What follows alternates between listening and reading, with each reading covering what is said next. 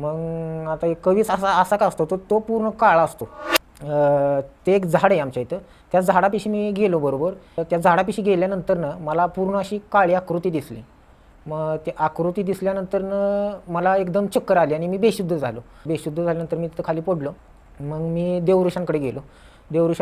तिथं देवऋषांकडे चौकशी केली, मला असं का होतंय, काय ह्याच्या मागचं कारण आहे असं. म्हणजे मग त्यांना सांगितलं मला की तुमच्या इथं काहीतरी तू गावला असशील, म्हणजे कुठंतरी काहीतरी तुला म्हणजे दाखवलं असेल कोणीतरी असं, म्हणजे भूत तुला दिसलं आहे असं मग तू म्हणतोय, म्हणजे काहीतरी असेल तिथं. मग त्यानंतरनं मी घरी आलो तर बरोबर 12-1च्या सुमारात मला तीच आकृती दिसली, म्हणजे अशी चेहऱ्यासमोर. मी दचकून उठलो आणि दचकून उठल्यानंतरनं भाऊ म्हणला की असं का होतंय तुला. भाऊ पण माझी काळजी करायला लागला खूपच त्यानंतरनं. मग आम्ही वयस्कर लोकांना विचारलं तर त्या लोकांना आम्हाला बरोबर सांगितलं की तिथं तो जुन्यातला खवीस म्हणतात, तो खवीस आहे जुन्यातला. तर भरपूर जुन्यातला आहे तो.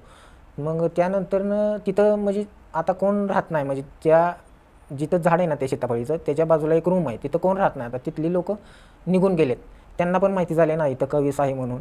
हा व्हिडिओ पूर्ण पाहण्यासाठी बायोमध्ये लिंक दिलेली आहे, लिंकवर क्लिक करा आणि मिस्ट्री टॉक्स यूट्यूब चॅनलला जाऊन पूर्ण व्हिडिओ पहा.